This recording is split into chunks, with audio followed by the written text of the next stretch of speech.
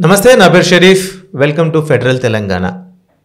Cinema రిపోర్టర్ల వరుస వివాదాల గురించి వాళ్ళు సినిమా వాళ్ళని ప్రెస్ మీట్లో ఏదో ఒక ప్రశ్న వేయడం, అదేమో చాలా వివాదంగా మారిపోవడం, అది గత కొన్నాళ్ళ నుంచి ఒక ట్రెండ్ లాగా నడుస్తూ ఉంది. ఎందుకు ఇలాంటి పరిస్థితులు ఉన్నాయి అనే అంశం మీద మాట్లాడడానికి మనకి ప్రముఖ జర్నలిస్టు, తర్వాత మూవీ క్రిటిక్ భరద్వాజ గారు స్టూడియోలో ఉన్నారు. ఆయన అడిగి తెలుసుకుందాం. నమస్తే అండి. నమస్తే సార్. ఇప్పుడు రీసెంట్గా ఒక గొడవ మీరే చూసే ఉన్నారు. తమిళనాడుకి సంబంధించిన ఒక hero dude cinema Pradeep Ranganathan ఆయన్ని అడుగుతున్నప్పుడు రిపోర్టరు, నిజానికి రిపోర్టరు అంది కూడా మీరు తప్పుగా అనుకోవద్దు అని అంటూనే తనేమందనంటే మీరు హీరో మెటీరియల్ కాదు అని అంది. సరే, ఆ ప్రశ్న దాని వెనకున్న అంశాల గురించి తర్వాత మాట్లాడతాం. మొదటైతే ఈ హీరో మెటీరియల్ అంటే ఏంటి అదో పెద్ద ప్రశ్నలాగా నాకు తయారైంది. అంటే హీరో మెటీరియల్ అనేది ఎవరికి వారికి అదో బ్రహ్మ పదార్థమే. ఎందుకంటే హీరో మెటీరియల్ అనేది ఎప్పుడు ఉండదు. హీరో మెటీరియల్ లేకపోతే హీరోయిన్ మెటీరియల్, కమెడియన్ మెటీరియల్, ఇది ఏ నటుడు ఏ పాత్రలోనైనా కానీ మోసుకుంటాడు. నటుడు అవునా కాదా అన్నదే క్రైటీరియా. ఎగ్జాక్ట్లీ. నటుడు మాత్రమే. అంటే అతని రూపాన్ని బట్టి ఒక ఇమేజ్ ఏర్పడుతుంది, అతని భౌతిక రూపాన్ని బట్టి ఒక ఇమేజ్ ఏర్పడుతుంది, అది అంతవరకే. ఇప్పుడు ఎన్టీ రామారావు గారు సినిమా పరిశ్రమలోకి ఎంటర్ అయినప్పుడు పల్లెటూరు పిల్ల అనే సినిమా, ఆ సినిమాలో అక్కినేని నాగేశ్వరరావు గారు ఆయన కలిసి నటించారు. యాక్చువల్గా ముందు అనుకున్న కథ ప్రకారం అక్కినేని నాగేశ్వరరావు గారు చేయాల్సిన రోల్ రామారావు గారు చేశాడు. నాగేశ్వరరావు గారు పక్క పాత్ర చేశాడు. నిజానికి ఎన్టీఆర్ కంటే సీనియర్ అప్పటికి 2-3 సిల్వర్ జూబ్లీ సినిమాలు ఉన్నటువంటి హీరో. బాలరాజు ఇవన్నీ హిట్లు అయి ఉన్నాడు ఆయన. అవును. పైగా బాలరాజు సద్దినోత్సవానికి ఎన్టీ రామారావు గారు హాజరయ్యాడు నాగేశ్వరరావు చూడటానికి. అటువంటి కండిషన్లో ఈయన పర్సనాలిటీ, ఈయన వాయస్సు ఇవన్నీ ఉన్నాయి ఆయనకి. ఇది అడ్వాంటేజ్ అవుతుంది, ఇతను దూసుకుని వెళ్ళిపోతాడు అని అర్థమైంది దీనికి. అనుకున్నాడు హీరో మెటీరియల్ అనుకున్నాడు. ఈ హీరో మెటీరియల్ అనుకున్న క్షణమే నేనేమిటి అనుకున్నాడు ఆయన.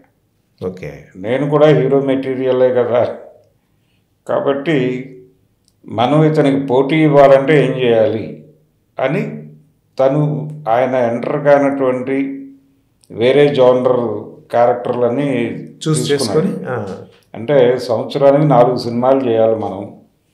ఆయన ఎలాగూ దేవుడి పాత్రలు వేస్తాడు కాబట్టి మనం భక్తుడి పాత్రలు వేద్దాం, విప్రనారాయణ లాంటివి. అలాగే ఒక బెంగాలీ రీమేక్ స్టోరీ ఒకటి పెట్టుకుందాం, తర్వాత ఒక భగ్న ప్రేమికుడి పాత్ర, ఇలా ఒక లవ్ స్టోరీ, ఇలా వెళ్ళిపోదాం మనం, ఇంతకంటే ఎక్కువ హడావిడి పడద్దు అని చెప్పి అలా డిజైన్ చేసుకుని పద్ధతిగా 30 సంవత్సరాల పాటు పోటీ ఇచ్చాడు ఆయనకి. బలమైన పోటీదారుగా నిలబడ్డాడు. ఇప్పటికి కూడా ఇద్దరి పేర్లే కనబడతాయి కదా. ఇద్దరి పేర్లు కనిపిస్తాయి. అయితే 76 నుంచి ఈయన్ని పక్కకి నెట్టి కృష్ణ ఎమర్జ్ అయ్యాడు. అవును, మధ్యలోకి వచ్చేసారు. ఎన్టీఆర్ కృష్ణ నడిచింది 76, 77 నుంచి ఆయన వెళ్ళిపోయే వరకు ఎన్టీఆర్ వర్సెస్ కృష్ణ నడిచింది. అప్పటి వరకు పోటీ ఇచ్చాడు ఈయన. కాబట్టి హీరో మెటీరియల్ అనేది ఉండదు అనేది ఒకటి. నాగేశ్వరరావు గారు కామెడీ కూడా చేశాడు. మిస్సమ్మ సినిమాలో రామారావు హీరో, ఈయన కామెడీ రోల్ చేశాడు. అయినప్పటికీ ఏమీ అనుకోలేదు. ఇప్పుడు పెద్ద పెద్ద హీరోలు అని అనుకుంటున్నా, లేదా పెద్ద పెద్ద నటులు అని అనుకుంటున్న వాళ్ళు ఒకప్పుడు ఇలాగే వీళ్ళు హీరో మెటీరియలా అని అనుమానాన్ని రేకెత్తించిన వాళ్ళే. చిరంజీవి కూడా అంత సులువైన కూడా హీరో మెటీరియల్ అని ఎలా అనుకుంటాం ఆయన్ని ఆ రోజుల్లో. కాకపోతే అపీరెన్స్, అప్పటికి 2 హిట్స్ ఉన్నాయి ప్రదీప్ రంగనాథ్ అనే అబ్బాయికి. ప్రదీప్ రంగనాథ్ని మనం ఎందుకు ప్రమోట్ చేయాలంటే, ఎందుకు ప్రమోట్ చేయాలంటే ఇలాగే ఉండాలి అనేది ఏమీ లేదు అనే దానికి అతని సింబల్. మనకు నేపథ్యం ఉంది. ఆలీ హీరో అయ్యాడు, అవును, బాబు మోహన్ హీరో అయ్యాడు. అంటే వాళ్ళు ఏదో బాగలేరని కాదు, కథ హీరో. అసలు కథ కాదండి, ఎవరైనా క్యారెక్టర్లో ఇమిడిపోతాడు అంతే. అతను నటుడు ఆ క్యారెక్టర్ని ఎలా పెర్ఫామ్ చేశాడు అన్నది ఒక్కటే చూడాలి మీరు. మిగిలిన గోలతో మీకేమిటి సంబంధం? సో హీరో మెటీరియల్ అంటే ఇమ్మెటీరియల్, అది హీరో మెటీరియల్ అంటే అతను నిజానికి ఒక కౌంటర్ వేసి ఉండాల్సింది. మీరు హీరో మెటీరియల్ అంటే మీరు జర్నలిస్ట్ మెటీరియల్ అని కాదా? ఈ మెటీరియల్ లాంగ్వేజ్ ఏందో మరి ఎలా అడగలేదు. అడగలేదంటే చాలా గౌరవప్రదంగా అతను వ్యవహరించినట్టే. అతను ఇంకా శరత్ కుమార్ మీరందరూ కూడా హీరో మెటీరియలే అని కూడా నిజానికి అతనికి అర్థమైంది అది. ఇతను కూడా అంటే నిజానికి అవసరమైన సమయంలో అతను హీరో అయ్యాడు. ఇప్పుడు మనం మార్కెట్ ఎకానమీలో ఉన్నాం. మార్కెట్ ఎకానమీలో అందం అనే దాన్ని ఒక పెద్ద సబ్జెక్ట్ చేశాడు. మా రోజుల్లో అంటే మా ఎర్లీ డేస్లో పెద్దగా పట్టించుకునే ఏరియాలన్నీ ఇప్పుడు చాలా ప్రైమ్ ఏరియాలుగా మారిపోయినాయి. ఉదాహరణకి బట్టతలు ఉండటం అనేది మహాపాపం, అది అంగవైకల్యం అనే వాతావరణానికి తీసుకొచ్చేసింది ప్రపంచం. నేను కూడా తడుపుకోవాలి సార్, నాకు కూడా బట్టతలు అందులో. అంటే ఎందుకు తీసుకొచ్చారు? బట్టతల అనేది అంగవైకల్యం అనేది గనక మనం మెదడులోకి ఎక్కించగలిగితే వాళ్ళు విగ్గులు కొనుక్కుంటారు, విగ్గులు డబ్బులు పెట్టి కొనుక్కుంటారు, జుట్లు నాట్లు వేయించుకుంటారు. నాట్లు వేయించుకుంటున్నారు కదా, దానికి డబ్బులు అవుతాయి కదా. డబ్బులు చలామణిలోకి తీసుకురావడం మార్కెటింగ్ స్ట్రాటజీలో భాగంగానే బట్టతల అనేది అంగవైకల్యం, పొట్టిగా ఉండటం అంగవైకల్యం, పొట్ట ఉండటం అంగవైకల్యం, ఇలాంటివన్నీ స్ప్రెడ్ చేస్తున్నారు. అంటే కొంతమంది పర్సనాలిటీలు చాలా లైట్గా ఉంటాయి, ఆ లైట్గా ఉండటం కూడా అంగవైకల్యం అనే పరిస్థితి. నేను తొందరగా కొంచెం లావ్ అవ్వాలి, నలుపు తెలుపులు వర్ణ వివక్ష కూడా, తెలుపు ఉంటేనే హీరో, తెల్లగా ఉండాలి, కళగా ఉండాలి, నల్లగా ఉంటే అతను హీరో మెటీరియల్ కాదు. ఆ లాంగ్వేజ్లో అంటే ఇది హీరో మెటీరియల్ అనే దాని వెనకాల హీరోయిన్ మెటీరియల్ కూడా కాదు నల్లగా ఉంటే. ఈ కల్చర్ కూడా ఉంది, ఈ అంటే సొసైటీ ప్రమోట్ చేస్తున్నటువంటి కల్చర్ కూడా ఉంది. ఈ కల్చర్ని బ్రేక్ చేయడానికి ఇలాంటి వాళ్ళు హీరోలు అవ్వాలి. ఒక పూర్తి బట్టతలు ఉన్నవాడు హీరో అవ్వాలి, అవి వాడు సెన్సేషనల్ హిట్ కొడితే కాన్ఫిడెన్స్ వస్తుంది చాలా మంది. తమిళ్ మలయాళంలో అలాంటి హీరోలు మనం చూస్తాం. గోపి, మలయాళంలో గోపి ఎటువంటి విజయాలు సాధించాడు నటుడిగా, అతని నుంచి ప్రేరణ పొందాలి కదా బట్టతల ప్రపంచం అంతా కూడా. కాబట్టి ఇప్పుడు ధనుష్ ఉన్నాడు, ప్రారంభంలో అతన్ని కూడా హీరో మెటీరియల్ అని ఎవరు అనుకోలేదు, అతన్ని కూడా ఇలాంటి ప్రశ్న అడగచ్చు. కానీ అతను కూడా చాలా మందికి భరోసా ఇచ్చాడు, నేను కూడా హీరో, ఇలాంటి పర్సనాలిటీతో కూడా హీరో అవ్వవచ్చు, హీరో అవ్వడానికి పర్సనాలిటీ అక్కర్లేదు. అందులో ఇది గ్లామర్ మీడియా అని ఒక ముద్ర వేసేసారు సార్. అది నిజానికి మీడియాలో కూడా ఉంది. అంటే స్క్రీన్ మీద వార్తలు చదవడానికో లేకపోతే ప్రోగ్రామ్స్ చేయడానికో కాస్త ఫెయిర్గా ఉన్న వాళ్ళు మాత్రమే అర్హులు, లేదంటే బట్టతల లేకపోతేనే బాగా అర్హులు అని అనుకుంటూ ఉంటారు. ఇప్పటికి కూడా ప్రకటనలు మీరు గమనించారు లేదో, మంచి మొహం కలిగి ఉండాలి, మంచి అందం కలిగి ఉండాలి, ఎత్తుపడు వర్చస్ అని ఇట్లా ఏదో చెప్తూ ఉంటారు. నిజానికి మీడియా ఒక talent media, it's not the glamour media. ఎవరికి టాలెంట్ ఉంటే అతని హీరో. ఇప్పుడు ఇవాళ సోషల్ మీడియా అది ప్రూవ్ చేస్తుంది కూడా. ఎవరెవరు ఎక్కడెక్కడో పల్లెల్లో నుంచి కూడా వీడియోలు తయారు చేసి వాళ్ళు ఇవాళ సెలబ్రిటీలు అవుతున్నారు. ఇలాంటప్పుడు ఆ ప్రశ్న వేయడం అనేది ఎలాంటి భావజాలం ఉంది? పూర్తి స్థాయి మెటీరియల్ గొడవ. అంటే నిజానికి మీరు అన్నట్టుగా సోషల్ మీడియాలో ఇప్పుడు చాలా మంది రీల్స్ చేస్తున్నారు, వచ్చేస్తున్నారు, కళ్ళ ముందు ఇవన్నీ కనబడుతున్నా కూడా మళ్ళీ అలాంటి ప్రశ్నలు అడగడం ఏంటి? ఏమాత్రం వాళ్ళని అప్రోచ్ అవడానికి చాలా మంది వాళ్ళ ఫోన్ నెంబర్ల కోసం, అడ్రస్ల కోసం ఎంత పాకులాడుతున్నారు, ఎంత వెతుకులాడుతున్నారు.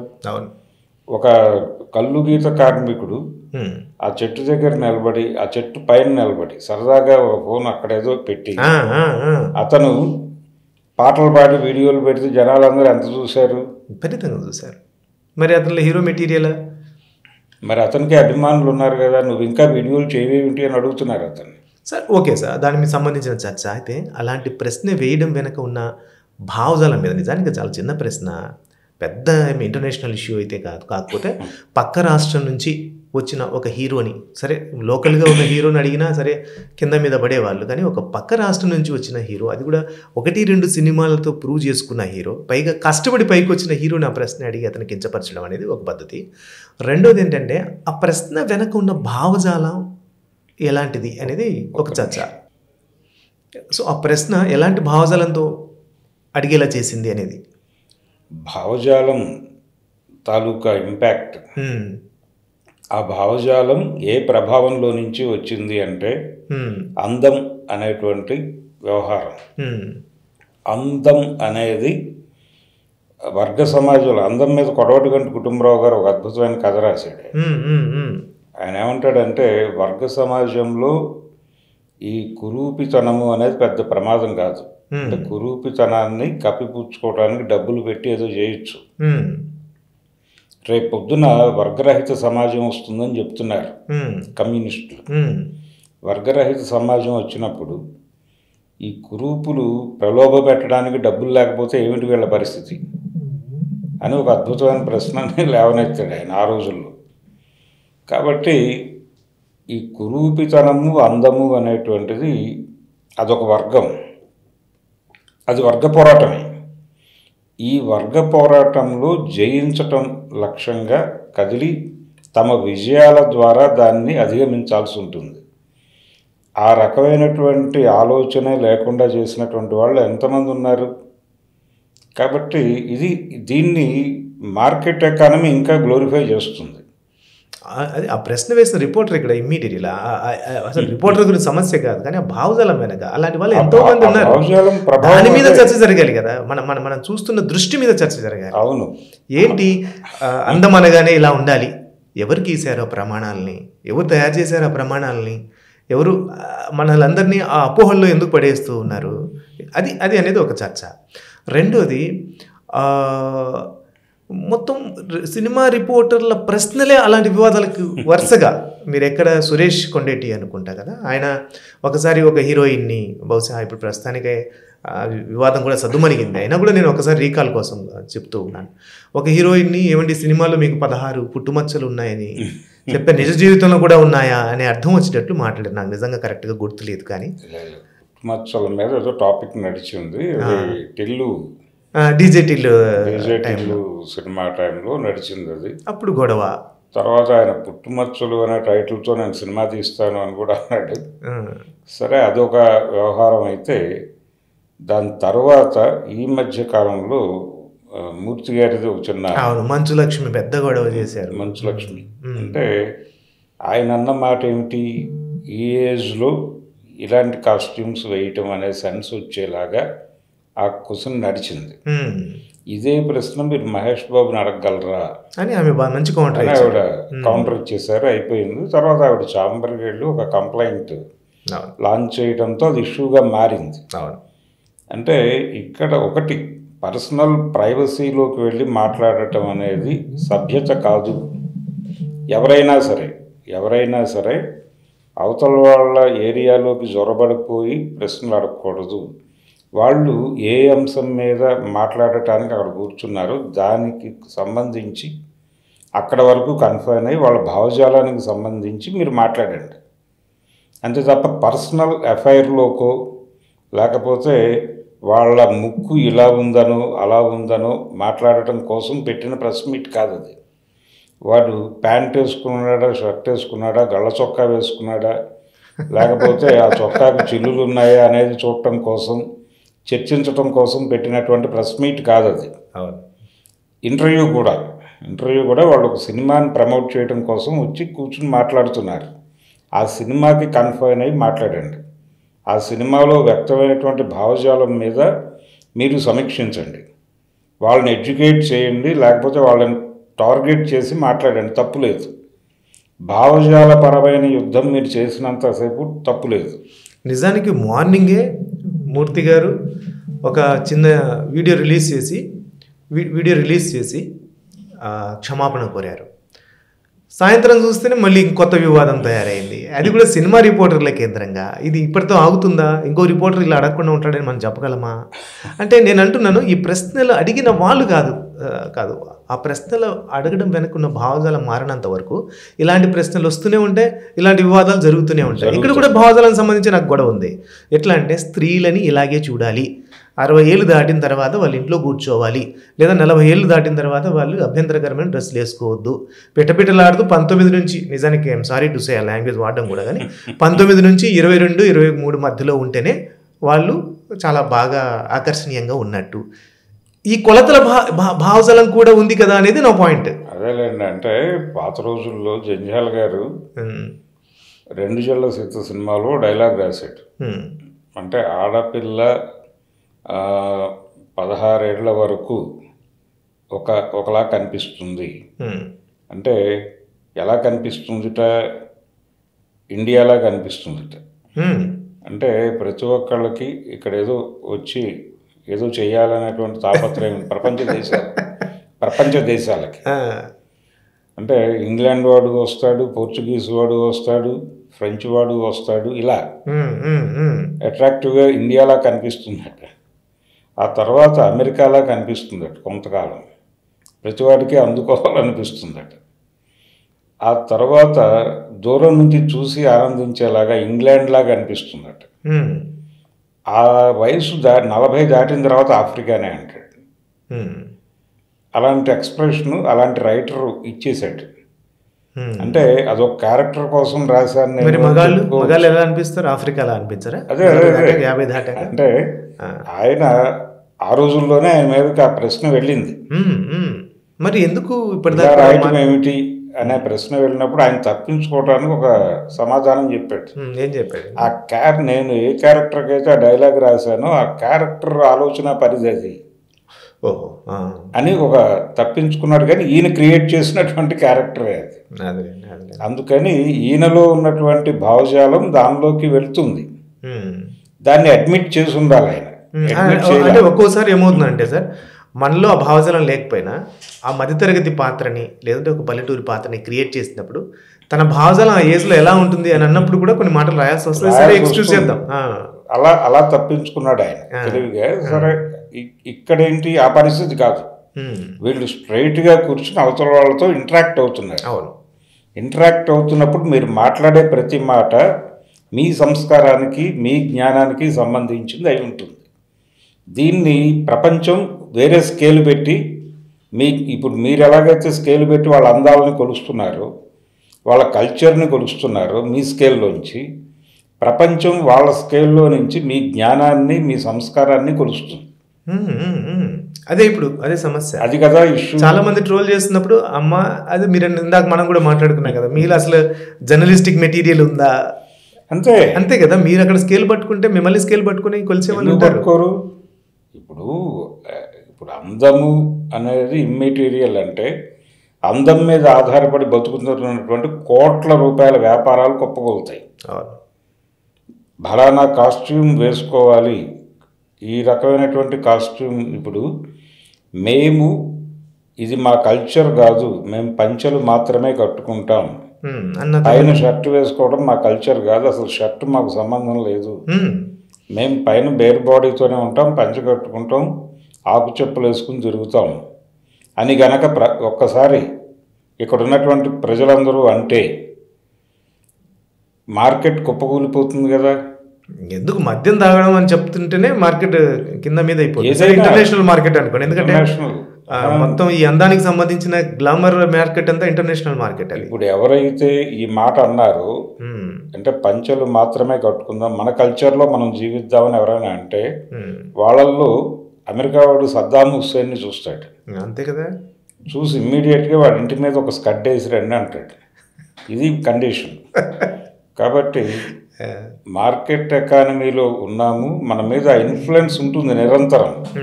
అందము, గ్లామరు, మనం ఏ క్రీమ్ వాడుతున్నాం, ఏ సెంటు వాడుతున్నాం, ఏ చొక్కా తొడుగుతున్నాం, ఏ బ్రాండ్ చొక్కా తొడుగుతున్నాం, బ్రాండ్ అనేది కూడా మార్కెట్ స్ట్రాటజీలో భాగమే. కాబట్టి ఏ బ్రాండ్ వాడుతున్నాము ప్రతిదీ గమనికలో ఉంటుంది. ఈ బ్రాండ్ గమనిక అనేది బుర్రల్లోకి ఇంజెక్ట్ అయిపోవటం చేత, అంటే బ్రాండ్ అంటే పిచ్చి. నిజానికి అదే క్లాతే బ్రాండ్ ఉండింది అనుకోండి, అతనికి ఇంకొక 2 రేటు పెట్టేనుకొని అది హోదా కింద మారుతుంది. అది ఒక ఫేక్ పబ్లిసిటీ అనమాట. లేదంటే కన్సూమరిస్టిక్ సొసైటీ చాలా ఫాల్స్ వాల్యూస్ క్రియేట్ చేస్తుంది. అయితే ఇక్కడ పాయింట్ ఏంటంటే సార్, కామన్ మ్యాన్ ఎవడో మార్కెట్ మాయలో పడి మార్కెట్ ప్రభావానికి లోనై అలా మాట్లాడితే సరే అదొక ఇష్యూ, ఏదో తెలియదులే, సరిగా చదువుకోలేదు అనుకోవచ్చు. రిపోర్టర్లుగా మారి సినిమా రంగంలోకి వెళ్ళి ఒక గౌరవప్రదమైన ఒక ప్రెస్ మీట్లో కూర్చొని చిన్న చిన్న సెన్సిబిలిటీస్ని, ముఖ్యంగా అస్తిత్వాల కాలం నడుస్తుంది ఇవాళ. ఎవరిని ఒక మాట వ్యక్తిత్వ హననానికి పాల్పడుతూ మాట్లాడడానికి లేదు.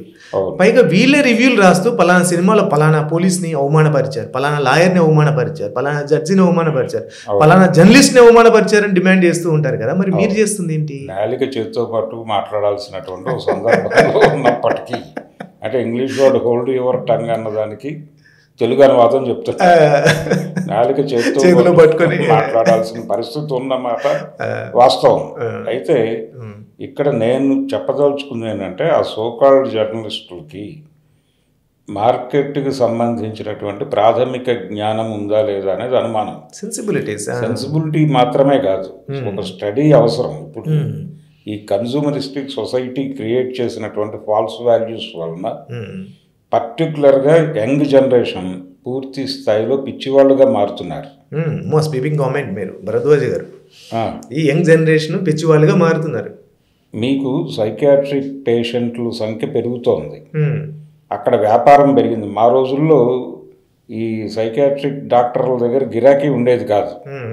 ఎవరో అడపదడప అంటే వేరే కారణాల చేత, అంటే ఏజ్ ఫ్యాక్టర్ కావచ్చు, లేకపోతే శరీరంలో హార్మోన్ల ఇన్బ్యాలెన్స్ వలన పిచ్చి రావటం, అలాంటిది ఏదైనా జరిగితే కొంచెం డిజార్డర్ వచ్చి అక్కడ చేరేవాళ్ళు తప్ప, ఇప్పుడు ప్రతి ఒక్కరిలోనూ ఒక సైకలాజికల్ డిజార్డరు కనిపిస్తోంది. అది పీక్స్కి వెళ్తోంది. మనం తల్లుల్ని చంపేస్తున్న పిల్లల్ని చూస్తున్నాం. పైగా అతను చంపేసి వచ్చి హాయిగా సెల్ ఫోన్ పెట్టుకుని ఏదో పబ్జీ ఆడుకుంటూ లేదంటే పాటలు పెట్టుకుంటూ కూర్చున్నాడంట. బట్ అతను క్రైమ్ చేసిన సంగతి కూడా అతనికి తెలియడం లేదు. క్రైమ్ అనేది లేదు వాళ్ళ బుర్రల్లో, వాళ్ళు అలా అనుకోవడం లేదు. వాళ్ళ మెంటల్ స్టేటస్ మారిపోయింది. అలా అని అందరినీ మనం ఘాటును కట్టేయలేము. ఘాటును కట్టేయటం కాదండి, ఇది ఎక్కడి నుంచి వస్తుంది అంటే ఒత్తిడి పెరుగుతోంది. మీకు అనవసరమైన వస్తువుల్ని అవసరమైన వస్తువులుగా మారుస్తోంది మార్కెట్. కారు ఉండటం కంపల్సరీ, అది నిత్యావసర వస్తువు. ఇంతకుముందు నిత్యావసర వస్తువు అంటే ఏమిటి? మీకు ఒక సైకిల్ ఉండాలి మినిమం ట్రాన్స్పోర్టేషన్ కోసం, లేదంటే పబ్లిక్ ట్రాన్స్పోర్ట్కి వెళ్ళిపోయేవాళ్ళు. చీఫ్ ఇంజనీర్ ర్యాంకులో ఉన్నవాళ్ళు కూడా సిటీ బస్సుల్లో ప్రయాణం చేయడం నేను చూశాను. కానీ ఇప్పుడు ప్రపంచం అలా లేదు. కారు స్టేటస్ అయిపోయింది. తర్వాత 50,000 రూపాయల ఫోన్ ఉంటే కానీ మీరు మనిషి కింద కూడా కాదు లెక్క. మీరు మనిషి కూడా కాదు, మనిషి కాదు. ఇది ఈ వాల్యూస్ ప్రమోట్ అయిపోయి నరాల్లోకి ఇంకిపోయిన తర్వాత ఇలాంటి మాటలే వస్తాయి బయటికి. బయట దీనివల్ల పిచ్చి వాళ్ళు అయిపోతున్నారు పిల్లలు. వీళ్ళు ప్రెజర్ ఎక్కువైపోతుంది. ఈ ప్రెజర్తో తల్లిదండ్రుల మీద ఒత్తిడి పెడతారు. నాకు రేపు పొద్దున 1 లక్ష రూపాయలు కావాలంటాడు కొడుకు వచ్చి. ఈ 1 లక్ష రూపాయలు ఎలా ఇవ్వాలి అనే క్రైసిస్ ఉంటుంది వాళ్ళకి. ఇవ్వము అంటే ఘర్షణ. ఆ ఘర్షణలో వీళ్ళు ఎక్కడికి వెళ్తారో తెలియదు. సరే, మనం డివియేట్ అవ్వద్దు. డీవియేషన్ కాదండి, టోటల్గా ఇప్పుడు అమ్మాయి అడిగినటువంటి హీరో మెటీరియల్ అనే మాట వెనక, ఆ భావజాలం వెనక ఇదంతా ఉంది, మార్కెట్ ఉంది. ఎగ్జాక్ట్లీ. కాబట్టి మార్కెట్ని డినై చేసి మనం దేన్ని మాట్లాడలేము. అందుకనే నేను కుటుంబరావు గారు చెప్పిన వర్గ సమాజానికి, వర్గరహిత సమాజానికి, అందానికి, కురూపితనానికి జరిగేటువంటి వ్యాపారం గురించి కూడా మాట్లాడాడు ఆయన. నిజానికి జర్నలిస్ట్ అందరిల మీద, అంటే ఒక సినిమా రిపోర్టర్లే కాకుండా పాలిటిక్స్ మాట్లాడుతున్న వాళ్ళు, రకరకాల వీడియోస్ చేస్తున్న వాళ్ళు అందరి మీద కూడా విమర్శలు వస్తూ ఉన్నాయి. అయితే తరచూ సినిమా అనేది నిజానికి సినిమా రిపోర్టర్లు అంటే ఒక చిన్న ప్రపంచం కదా, అది సపరేట్ ఒక వింగ్ కింద మనం ట్రీట్ చేస్తూ ఉన్నాం. తరచూ సినిమా రిపోర్టర్ల కేంద్రంగానే వివాదాలు రావడం ఏంటి? అంటే అందరిలోనే ప్రాబ్లం ఉందా, లేకపోతే వాళ్ళు సంస్కరించుకుంటే దానికి పద్ధతి ఉందా? కనీసంగా తమను తాము ఎప్పటికప్పుడు అప్డేట్ చేసుకోవటం అనేది జరగటం లేదు. రివ్యూస్ చదువుతున్నా అర్థమవుతుంది అది. రివ్యూస్లో కూడా ఎక్కడా కూడా వాళ్ళలో సమాజాన్ని అర్థం చేసుకుంటున్నటువంటి పరిస్థితి కనబడటం లేదు. అంటే ఈ మధ్య కాలంలోనే ఒక ధనుష్ సినిమా వచ్చింది, అవును, ఇడ్లీ కొట్టు అని. అవును. ఆ ఇడ్లీ కొట్టు సినిమా చూసినప్పుడు ఒక రెగ్యులర్ ప్రజా జీవితంతో సంబంధం ఉన్నటువంటి జర్నలిస్ట్కి కనిపించాల్సినవేవి కూడా రివ్యూ రైటర్స్ దగ్గర కనిపించలేదు.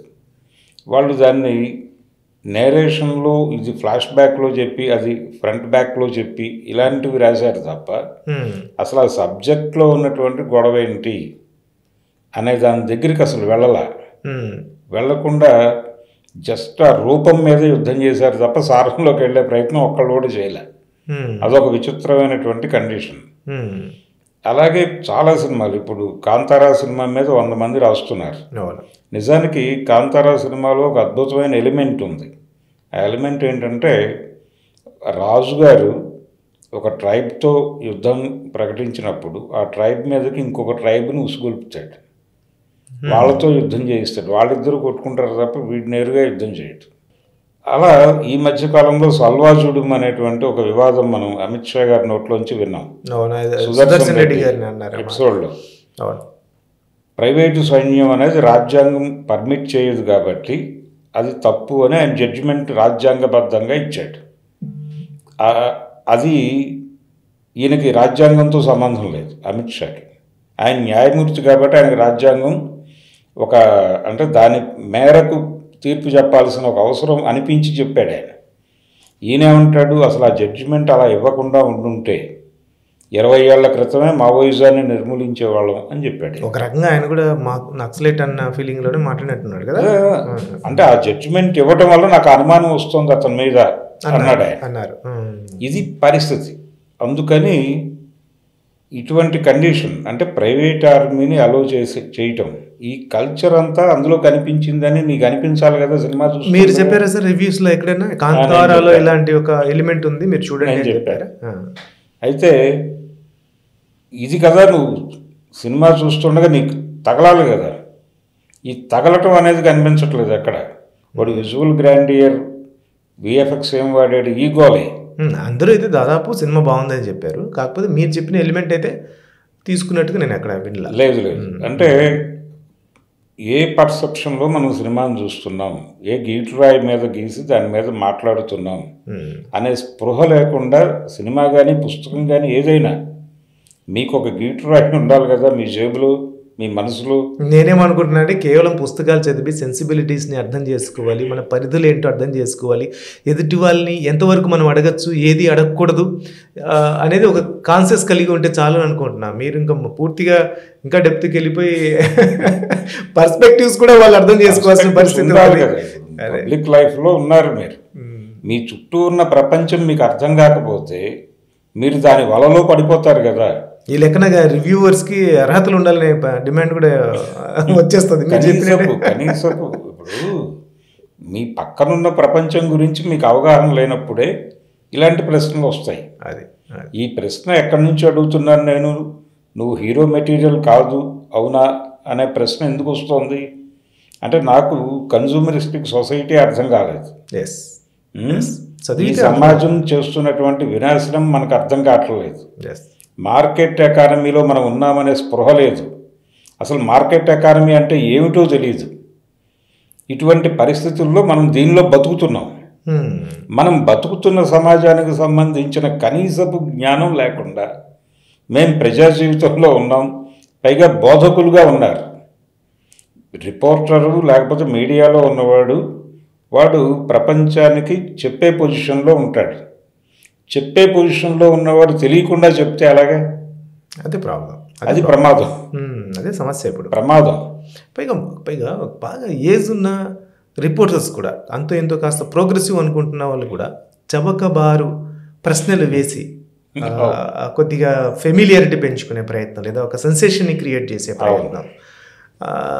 సో అది కూడా అంటే సెన్సేషనలిజం వచ్చిన ప్రభావం ఏమో, అంటే ఇది చేస్తేనే ఎక్కువ మంది వ్యూస్ చూస్తారేమో, ఎక్కువ మందికి చేరుతుందేమో అని పిచ్చి కూడా దీనికి కారణం ఏమో. అవతల వాడికి ఒక షాకింగ్ జ్ఞానం ఇవ్వటం ద్వారా కూడా వ్యూస్ తెచ్చుకోవచ్చు. మీకు బ్రెయిన్ ఉండాలి తప్ప. పాయింట్ ఇది, ఒక షాకింగ్ ఎలిమెంట్ నాలెడ్జ్ ఇవ్వచ్చు కూడా, అట్లా కూడా వ్యూస్ తెచ్చుకోవచ్చు. ఏ దారిలో మనం వ్యూస్ తెచ్చుకుంటున్నాం అనేది కూడా ఇంపార్టెంట్. అంతే, మీరు ప్రతిదీ ఇలాగే చేయక్కర్లేదు. ఇలాగే చెయ్యాలి అని అనుకోవడంలోనే మీకు మీరు గోడలు కట్టేసుకుంటున్నారు.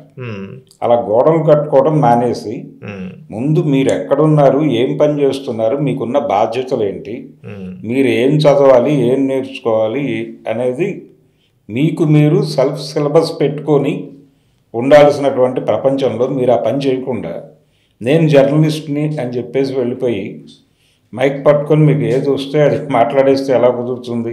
సార్ మీరు చాలా సీనియర్ జర్నలిస్ట్, చాలా కాలంగా సినిమా క్రిటిసిజం చేస్తున్నారు, సినిమాల మీద మాట్లాడుతున్నారు. సో మీకు ఒక ఐడియా అంటూ ఉంటుంది. ఇప్పుడు తెలుగులో సినిమా రిపోర్టర్ల వ్యవస్థ, వాళ్ళకు ఒక అసోసియేషన్ సంథింగ్ ఏదో కూడా ఉన్నది. ఆ వ్యవస్థ ఎలా పనిచేస్తుంది, ఎవరు ఎంటర్ అవుతారు, అసలు ఈ ఎంట్రీస్ ఎలా వస్తాయి వీళ్ళందరికీ? అంటే మీరు ప్రెస్ మీట్కి రండి అని అడుగుతుంటారు కదా. అంటే ఎక్కడ వాళ్ళు ఏ పేపర్లో పనిచేస్తారో, ఏ ఛానల్లో పనిచేస్తున్న వాళ్ళందరూ దానిలో క్రైటీరియా ఏంటి అనేది అంతే. అంటే వాళ్ళకి ఉద్యోగం ఎలా ఇస్తున్నారు అనే దగ్గరికి వెళ్ళాలి మనం. అంటే ఉద్యోగం ఇప్పుడు ఒక ప్రముఖ ఛానల్ ఉంటుంది, ఆ ఛానల్కి చాలా రెప్యుటేషన్ ఉంటుంది, అది నెంబర్ 1 పొజిషన్లో కూడా ఉండొచ్చు. అందులో ఫిలిం రిపోర్టర్గా ఒక అతనికి ఉద్యోగం ఇస్తారు. ఈ ఫిలిం రిపోర్టర్ పిఆర్ఓగా కూడా పనిచేసేస్తూ ఉంటాడు. వాళ్ళు ఏం చూస్తారు, ఇతని టాలెంట్, స్టూడియోకి గెస్టులను పట్టుకురాగలడా లేదా, పిఆర్ చేయగలడా లేదా, అడ్వర్టైజ్మెంట్లు తీసుకురాగలడా, కొలాబరేషన్స్ తేగలడా లేదా, ఇంతే. ఇన్కమ్ సోర్స్ ఉందా లేదా, ఇంతవరకు. అంతేగాని మైండ్లో గుజ్జుందా లేదా అనేది సబ్జెక్ట్ ఎలా అర్థం చేసుకుంటున్నాడు ఇతను. సినిమా అనగానేమి, ఇప్పుడు నడుస్తున్నటువంటి సినిమాకి సంబంధించి ఇతనికి ఉన్నటువంటి జ్ఞానం ఏంటి, ఏ సినిమాని ఎలా అర్థం చేసుకుంటున్నాడు, ఎలా వ్యాఖ్యానిస్తున్నాడు, ఇవి ఎక్కడా కూడా పరిగణనలోకి తీసుకోవడం అనేది జరగటం. అంటే ఏం మాట్లాడినా చల్తా అనే ఒక యాక్సెప్టెన్సీ సినిమా మీడియాలో వచ్చేసిందేమో, అది కూడా ఈ బరితెగింపుకు కారణం కావచ్చు అని నాకు అనిపిస్తుంది. అంటే పోటీ పెరిగింది. ఇప్పుడు ఎప్పుడైతే సోషల్ మీడియా వచ్చేసిందో ప్రతి ప్రేక్షకుడు కూడా సమీక్షకుడే. అంటే ప్రతి ప్రేక్షకుడు థియేటర్లో కుర్చీలో కూర్చున్నవాడు తన అభిప్రాయాన్ని, తనకు ఆ సినిమా చూస్తుండగా ఏమనిపించిందో దాన్ని ఇమ్మీడియట్గా తను ఏ ప్లాట్ఫామ్ మీద అయితే మెంబర్గా ఉంటాడో, అది ట్విట్టర్ కావచ్చు, లేకపోతే ఎక్స్ కావచ్చు, ఇంకోటి కావచ్చు, ఫేస్బుక్ కావచ్చు, అక్కడ ఇమ్మీడియట్గా పెట్టేస్తున్నాడు. అవును, అది ఫ్యాన్స్ పెడతారు. అంటే ఒక కామన్ మ్యాన్ చేస్తున్న ఏదైతే రివ్యూస్ ఉన్నాయో, 1-2 లైన్లు రాసి 3 లైన్లు రాసి, ఓకే, దాన్ని మనం ఆ పరిధి మేరకే చూస్తాం. అది పెద్ద మెచ్యూర్డ్ రివ్యూ కింద చూడడం. అయితే రివ్యూవర్స్ అని ముద్ర వేసుకొని, సినిమా క్రిటిక్ అని పేరు పెట్టుకొని, లేదా సినిమా రిపోర్టర్ అని పేరు పెట్టుకొని, సినిమాలతో ఎక్కువ నాలెడ్జ్ ఉందని పేరు పెట్టుకొని మీరు ఒక కామెంట్ చేశారనుకోండి, దాని మీద మనకు అటెన్షన్ ఉంటుంది, దానికి వాల్యూ ఉంటుంది. ఆ వాల్యూ యాడ్ అయిపోయిన కంటెంట్ని చౌకబారుగా ఇవ్వకూడదు, ఇచ్చేస్తున్నారు. అంటే వాళ్ళ పరిధి, వాళ్ళ ఆలోచన పరిధి, వాళ్ళు ఎక్స్పోజ్ అయినటువంటి ప్రతి మనిషికి కూడా, వాళ్ళు చిన్నప్పటి నుంచి బ్రాటప్ నుంచి వాళ్ళు ఒక ఏరియాలో ఎక్స్పోజ్ అయి ఉంటారు. ఆ లిమిటేషన్స్లో మాట్లాడతారు. వాళ్ళ పొలిటికల్ ఐడియాలజీ, అలాగే వాళ్ళ ఫిలసాఫికల్ ఐడియాలజీ అన్నీ కూడా అక్కడే ఉంటాయి. వాళ్ళ గోడలు ఏంటనేది మనకు అర్థమైపోతుంది అది చదవగానే.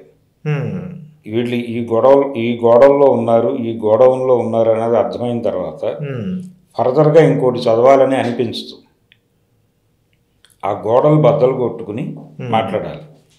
రివ్యూ అనేది ఒకటి, మీరు ఏదైతే కోరుకుంటున్నారో అది అందులో ఉందో లేదో చెక్ చేయడం రివ్యూ కాదు. వాళ్ళు ఏం చెప్పారో అర్థం చేసుకుని, వాళ్ళు ఇది చెప్పాలనుకున్నారు, అది సరిగ్గా చెప్పలేకపోయారా అనేది ఒకటి, ఒక అంశం. ఎగ్జిక్యూషన్కి సంబంధించిన గొడవ. అది సమాజానికి ఉపయోగపడుతుందా ఉపయోగపడదా అనేది రెండోది. ఉపయోగపడితే ఎలా ఉపయోగపడుతుంది, లేదు దీనివలన ఏదన్నా ఇబ్బంది కలిగే అంశాలు ఉన్నాయా, ఇవి కదా మాట్లాడాల్సింది. ఒకప్పుడు బాగుండేవి సార్, ఉన్నాయి ఇప్పుడు కూడా. ఒకరిద్దరు బాగా కొంతమంది కొన్ని కాలమ్స్ రాస్తూ ఉంటే చాలా చక్కగా రాస్తూ ఉన్నారు, కానీ ఎక్కువ మంది ఇట్లా తయారయ్యారు.